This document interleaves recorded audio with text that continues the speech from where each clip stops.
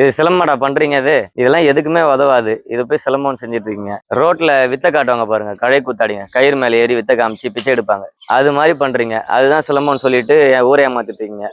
உங்களையும் நம்பி மாஸ்டர் நினைச்சிட்டு மக்கள்லாம் ஏமாந்துட்டு இருக்காங்க. இப்ப பாரு ஒரிஜினல் சிலம்பம் எப்படி இருக்கும்னு சொல்லிட்டு.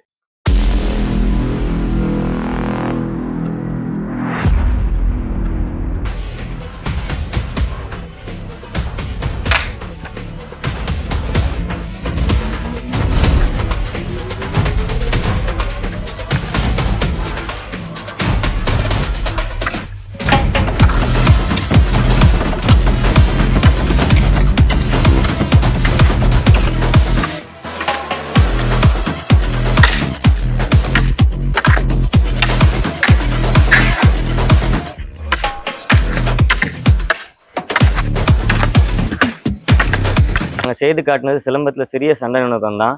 முழு பாடங்கள் போடல. இது ஏன் காட்டினோன்னா, சிலம்பம் எது ஆத்தென்டிக்கான சிலம்பம், எது ஃபேக்கான சிலம்பம் தெரியாமல் மக்கள் இருக்காங்க. அதனால தான் நாங்கள் அதை காட்டினோம்.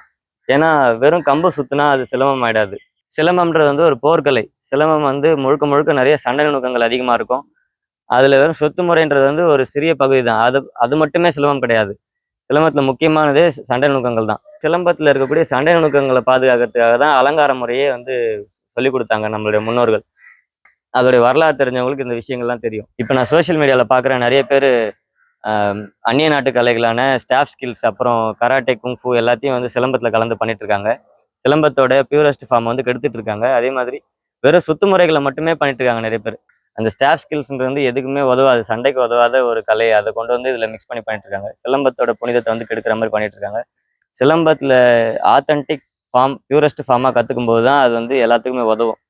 வாழ்வியல் கலை அது. அதை வந்து கெடுக்காதீங்க. சிலம்பம் வந்து வெறும் சுத்துமுறை கிடையாது. வெறும் சுத்துமுறைகளை மட்டும் செஞ்சுட்டு சிலம்பாசான்கள்னு சொல்லிட்டு இருக்காங்க. நிறைய பேர் பெரிய மாஸ்டர் சொல்லிட்டு இருக்காங்க. ஒரு நாளைக்கு வந்து ஒரு இடத்துல சவால் அப்படின்னு ஆச்சுன்னா, அங்கே போய் நம்ம சண்டை செய்கிற அளவுக்கு ரெடியாக இருக்கணும்.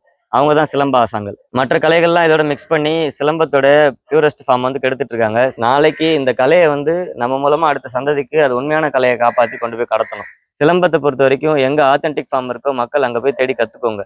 வெறும் சொத்து முறையை மட்டும் செஞ்சுட்டு இருக்கவங்களை நம்பி போய் கற்றுக்க வேண்டாம். ஏன்னா அதோட நிறைய மிக்ஸ் பண்ணிட்டாங்க. இப்போ சிலம்பம் வந்து பியூரஸ்ட் ஃபார்மாக எங்கேயுமே கிடைக்கிறதில்ல, நாங்களும் பார்க்க முடியல.